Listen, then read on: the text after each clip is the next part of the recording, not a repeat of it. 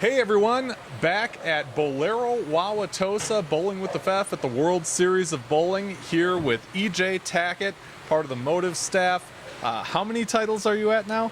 I've just got to 15 a week ago with the doubles with Marshall. Congratulations. So. Thank you. Let's start there. I mean, that had to be such a thrill. At least that's how it came across on television.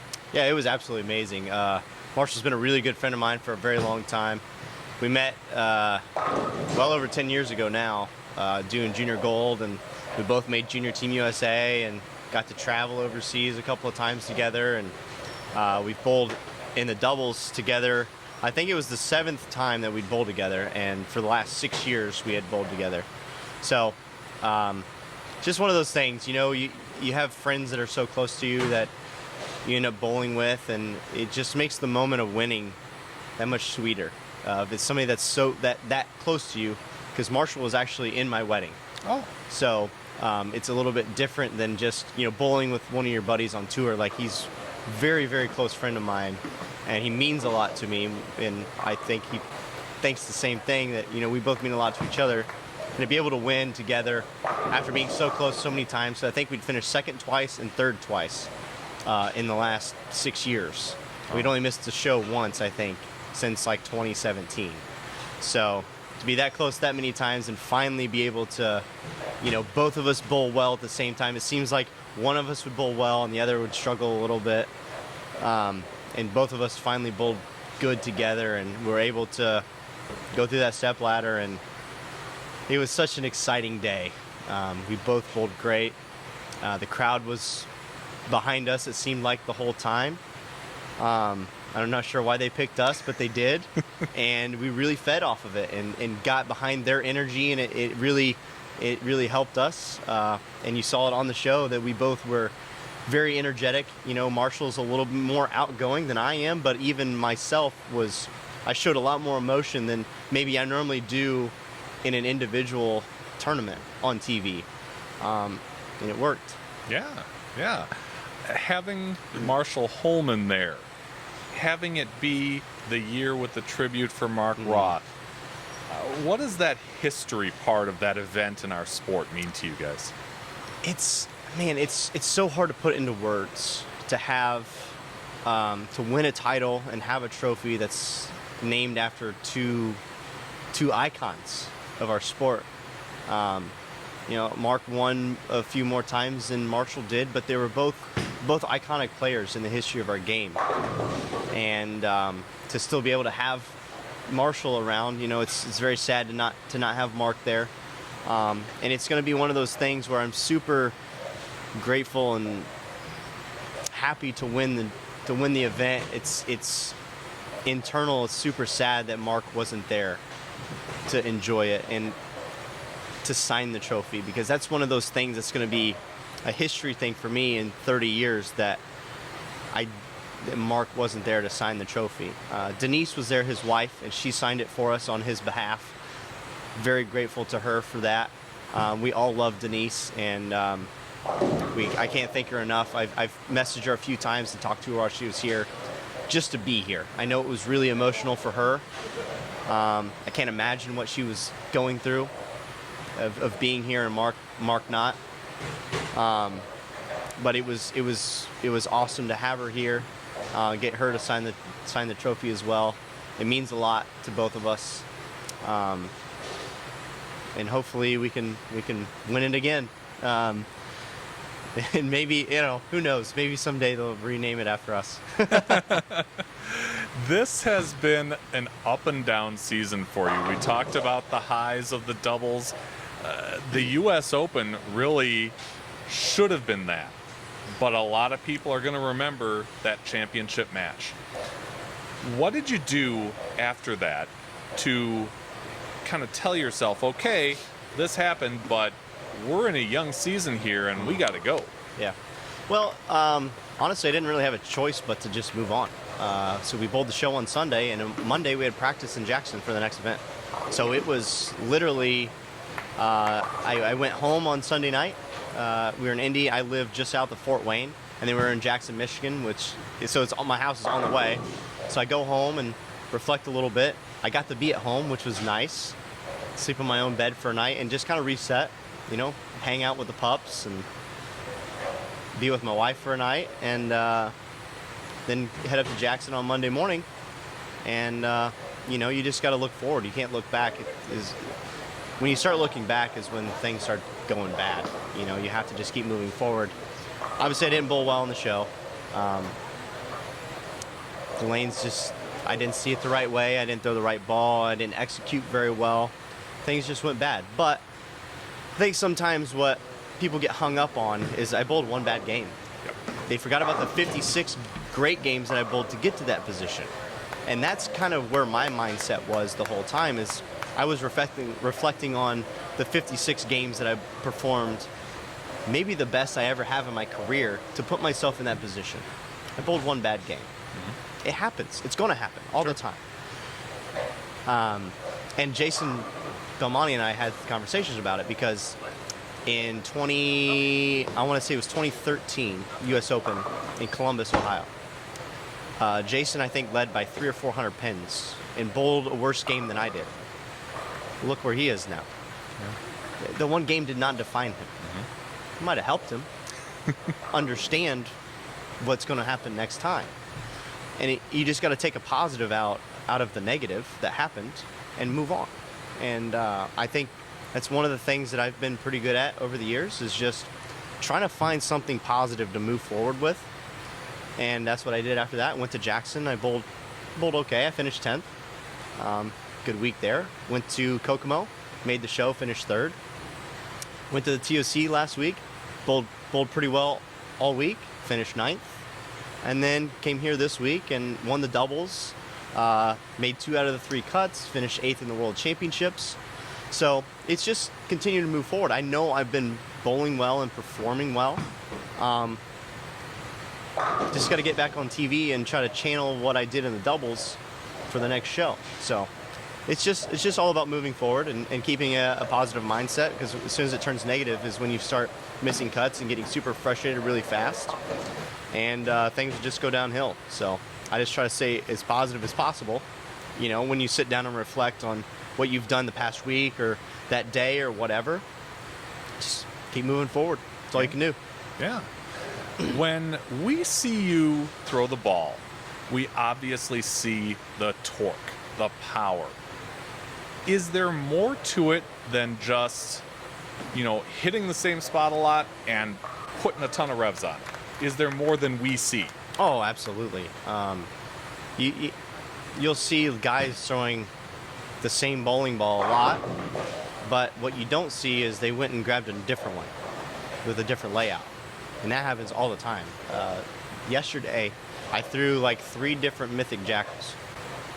The same ball, just all different layouts.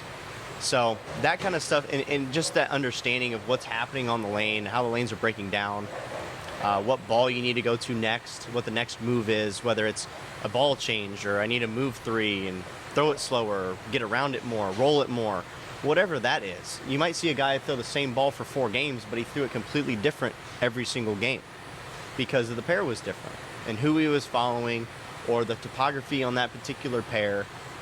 There's so many factors that go into the different things that we do that sitting back here and watching as a fan, you don't really notice it because, and it's not trying to insult anybody, but most people that just bowl league don't understand all those little nuances. My parents have owned a bowling center for 25 years, so I've been around league bowlers literally my entire life. And it's just something that, unless you're doing what we do, those little nuances, you don't truly understand them. And it's not saying people can't, you just don't because you don't live it every single day. It's like if I went into a woodworking shop, I'm not going to understand all the nuances of woodworking because it's not something I do every day. And I think people's perspective of it is just different. They think you just throw the ball down the lane and you strike. You stand here and throw it there. Well, that's not. It's the farthest thing from the truth there ever could be. So there's so many things that the guys out here do and are so good at that people would never even notice. Yeah. Would you say that Marshall is the guy you're closest to on the tour? Marshall's one of them. Ronnie Russell's kind of been my big brother since I've been out here. We're from the same area, literally 30 minutes we're apart. Ronnie's known me since, I don't know, I was about 9, maybe younger than that, because he was in Marion, I was in Huntington, about 30 minutes apart. Back in the day, my dad bowled like Russian roulettes on Friday and Saturday nights, and Ronnie's dad also bowled, so we were at this bowling center at the same time. Ronnie's about, I think he's 12 or 13 years older than me. So we were in the same place at the same time, and I didn't even know, because I was so young that I didn't know we were there at the same time. But Ronnie's known me for almost my whole life. And when I came out on tour finally, you know, he guided me a little bit of, you know, what you need to do, and, you know, just getting acclimated to living life on tour, because it is so different than anything you could imagine. Traveling all the time, and different bowling centers, and trying to book hotels and flights, and go to lunch and do this and that and drill ball. Like, there's just so many things happening all the time.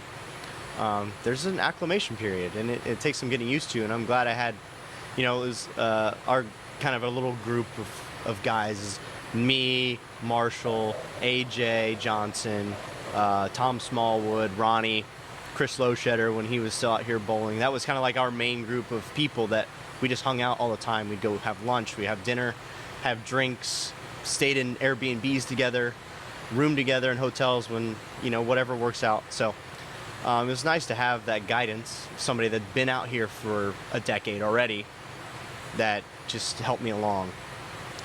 Do you see yourself either in the days moving forward or already becoming sort of that mentor for a younger player on tour? Yeah, I mean, I don't know if it'd be to the extent of what we have, because we're a group and we're already on tour. Yeah. Maybe there might be somebody that comes along that we really enjoy being around, that is younger, that we'll take in.